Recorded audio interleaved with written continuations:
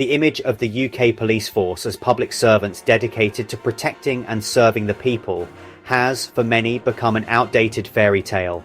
Increasingly, the public perception paints them as enforcers of a shadowy agenda, order takers and bullies in uniform, implementing laws that appear less about justice and more about control and profit. With every passing scandal, the cracks in the system grow wider, exposing a disturbing culture of corruption, complicity, and misplaced priorities.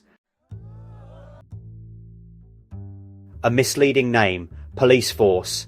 Even the very name police force seems a misnomer. The word force implies coercion and control, not service. The police are meant to be public servants, yet their actions increasingly suggest they operate as an authoritarian arm of the state. Instead of focusing on assisting and protecting communities, they appear to prioritize enforcing arbitrary rules that often seem detached from the principles of justice. In a true democracy, policing should center on enforcing common law, the foundational principles designed to ensure fairness, protect individual rights, and prevent harm. Instead, much of their time is spent enforcing acts and statutes, man-made constructs designed to regulate and control rather than uphold natural justice. These statutes often seem geared toward revenue generation or maintaining the status quo rather than addressing genuine issues of public safety. The essence of modern UK policing seems to have undergone a seismic shift. Officers appear more concerned with enforcing arbitrary regulations than upholding the principles of justice. Many laws feel weaponized, designed not to protect citizens but to penalise and extort them.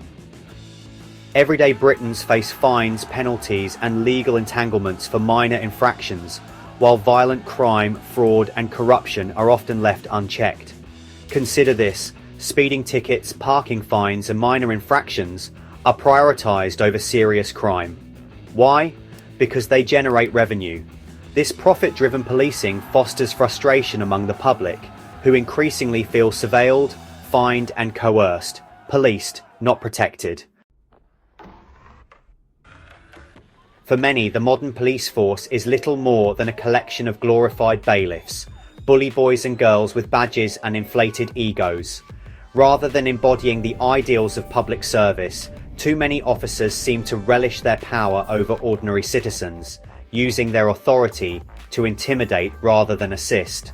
The pervasive sense of arrogance and unaccountability within the force undermines its credibility and fuels public resentment.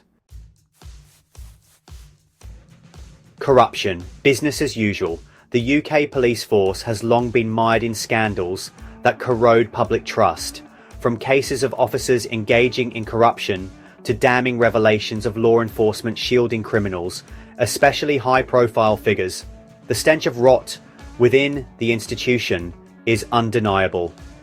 Take the cover-ups involving Jimmy Savile, Prince Andrew, and the Elm Guest House scandal. These cases expose a disturbing pattern: law enforcement seemingly protecting the powerful while abandoning victims. Such incidents aren't isolated anomalies. They point to systemic failures that prioritize shielding elites over delivering justice. Even more troubling are the crimes committed by officers themselves. Shocking cases of police involvement in paedophilia, abuse of power, and criminal conspiracies continue to emerge.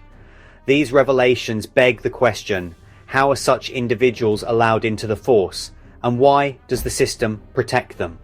Rather than removing these bad actors, the institution often closes ranks, further eroding public trust. It increasingly feels as though the police serve as enforcers for the government and the elite.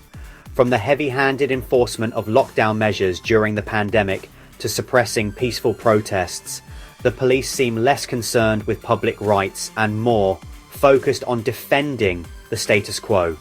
In a democracy, this dynamic is deeply troubling. The police should be impartial servants of the people, not instruments of oppression wielded by the powerful. The current policing system in the UK is demonstrably unfit for purpose. Urgent reform is needed, reform that prioritises accountability, transparency and public service over profit and control. Superficial changes won't suffice. The force needs an overhaul to rebuild trust and ensure it serves the public, not the elite. Public outrage is growing, but outrage alone is not enough. Real change requires collective action, organisation, and a resolute demand for a policing system that delivers justice rather than perpetuates inequality. The British public deserves a police force that protects them, not one that enforces the will of the powerful. It's time for an honest reckoning about the role of UK policing, the corruption festering within, and the reforms required to restore its integrity. Until these changes occur, public faith in law enforcement will continue to deteriorate, leaving the system as nothing more than a tool for oppression and control.